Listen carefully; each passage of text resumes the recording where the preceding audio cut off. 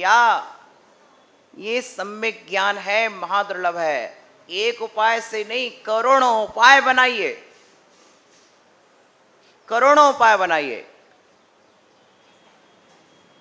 लोग कभी कभी जिनवाणी भी मूल्य देखकर खरीदते हैं, मुझे बड़ा आश्चर्य होता है। ले, मुझे बहुत बड़ा आश्चर्य होता है। लोग कभी कभी विद्वानों को भी सोचते हैं कि हम कौन सा विद्वान बुलाएं, कितना सस्ता आ जाए। प्रिय बंधुओं, सम्यक ज्ञान के विषय में सोचिए कि अनंत भव के बाद आज तो तुम्हारा पुण्ययोग बना है सम्यक ज्ञान को पाने का, और उसमें भी प्रमाद, उसमें भी लोभ लालच, उसमें भी आलस। नहीं ज्ञानियों, नहीं ज्ञानियों, सम्यक ज्ञान के साधन भैया ये देशना लब्धि, सम्यक ज्ञान की प्राप्ति का उपाय देशना लब्धि है।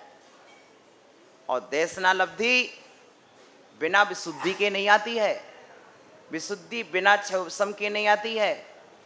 जब पाप प्रगतियां अनंत गुना हीन होकर के उदय में आती हैं, तब उस समय आपकी छह समलब्धि होती है, और वही छह समलब्धि जब आगे बढ़ती है तो सात प्रगतियों का उदय आने लगता है, तो विशुद्धि लब्धि हो जाती है। और वही विशुद्धि लब्धि जब आगे बढ़ती है तो फिर अब चलो गुरु महाराज से निवेदन करते हैं, गुरुदेव आप हमारे आंगन में चलिए, हमारे मंदिर में चलिए, जिनवाणी सुनाइए। क्यों? विशुद्धि देश लब्धि ने देशना लब्धि की ओर प्रेरित किया है।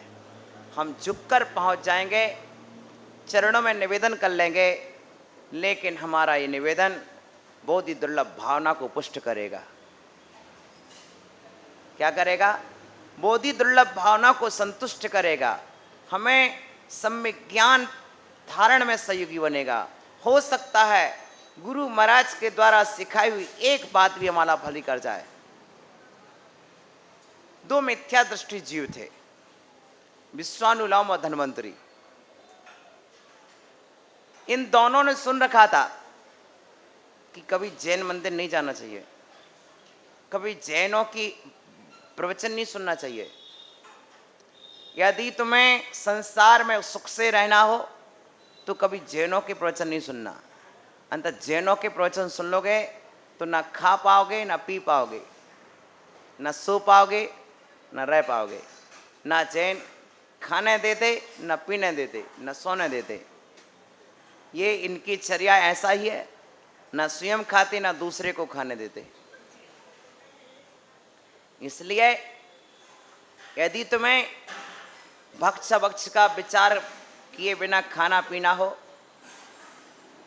यदि तुम्हें रात दिन का भेदभाव किए बिना खाना पीना हो, यदि तुम्हें शुद्ध शुद्ध का विवेक किए बिना खाना पीना हो, तो कभी जिनवाणी को मत सुनना। यदि तुम्हें किसी के भी साथ सोना हो तो जिनवाणी को मत सुनना, क्योंकि जिनवाणी सुनने के बाद आप हर किसी के साथ सो नहीं सकते हैं, हर किसी के साथ सो नहीं सकते हैं। प्रिय बंधुओं, इसलिए उन्हें यह शिक्षा मिली थी कि जिनवाणी नहीं सुनना। लेकिन एक बार चोरी करके आ रहे थे, जब कोई उपाय नहीं मिला तो देखा कहाँ छिपे, और सबसे सुरक्षित स्थान है, यहाँ प्रवचन सभा हो रही है, यहाँ शांति से कहीं बैठ जाएंगे। आ गए, बैठ गए। कोई कल्पना भी नहीं कर सकता कि इस स्थान पर कोई आया होगा। सुनते सुनते मुनिराज ने कह दिया, व्रतों की महिमा अचिंत है। जो जीव एक भी व्रत धारण करता है उस जीव का कल्याण होता है। आज तक जितने जीवों का कल्याण हुआ है व्रतों के धारण से हुआ है। चाहे और जिन जीवों ने सिंहासन की ऊंचाई पाई है व्रतों से पाई है, और जिन्होंने निगोद की गहराई पाई है वो व्रतों के अभाव में पाई है। जीव को अपने जीवन में यदि घर में है तो उसे एक पुत्र उत्पन्न करना चाहिए, एक व्रत धारण करना चाहिए। व्रतों के धारण से जीवन का कल्याण होता है। सुनते सुनते सबने कोई व्रत लिए, सब व्रत लेके चले गए तो वो भी उठा, महाराज आप मुझे भी कोई व्रत दे दीजिए। महाराज ने कहा आप लोग कौन हैं? बोले महाराज हम चोर हैं। अच्छा ठीक है, तुम लोग चोर हो, एक व्रत ले लो। बोले महाराज आप जो देंगे वो ले लेंगे। महाराज ने कहा, महाराज को मालूम था जिन मंदिर की कहेंगे तो ये लोग पकड़े जाएंगे, यदि हम क्यों, इनका कर्म ही वो है। उन्होंने कहा चलो एक काम करो, आप एक नियम ले लो कि जिसके बाल घुटे हुए हों ऐसे गंजे व्यक्ति का दर्शन करना। ये अच्छी बात है, ये अच्छी बात है। दुनिया में कहीं भी किसी भी जाति का कभी भी कोई व्यक्ति मिल जाएगा, हम दर्शन कर लेंगे। और 24 घंटा में एक आध व्यक्ति तो ऐसा मिल ही जाता है। चलो अच्छी बात है। और प्रश्न ये जागा कि आज ये थोड़ा लेट हुआ। रोज घर के बाजू में एक कुमार था और सिर मुड़ा के आया था तो कुछ दिन उनके दर्शन होते रहे, लेकिन आज वो कुंभकार मिट्टी खोदने के लिए निकल गया। उसका नियम था कि मैं मुनिराज का नियम निभाऊंगा। विचार किया और चल दिया, विचार किया और चल दिया। ज्यों ही गया, कुमार मिट्टी खोद रहा था। इसने कहा देख लिया देख लिया देख लिया, और लौट आया।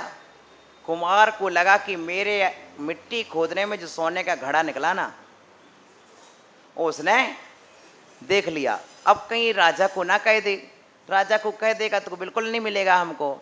ऐसा करते सौदा कर लेते हैं। घर पे जाता है, आधा सोना उसको दे देता, भैया तुझे आधा मैंने तुम्हें दिया, आधा हम रख लेते हैं। लेकिन तो ये पहला लाभ सिर्फ इतना सा उसके मन में प्रभावित कर गया। मुनिराज के द्वारा दिया हुआ एक छोटा सा नियम हमने पाला तो हमको इतना अर्थ लाभ हुआ।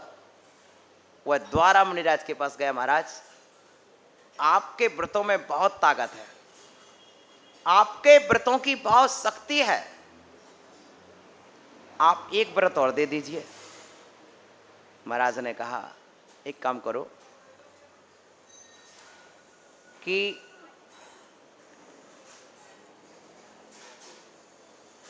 दरवाजे के बाहर जो लोगों के घर पर आटे की बलि चढ़ी रहती है, आटे के आकार के बना देती सामग्री ना, उस सामग्री को नहीं खाना। लोग क्या करते हैं पूजाओं के काल में, अभी नवरात्रि आदि में,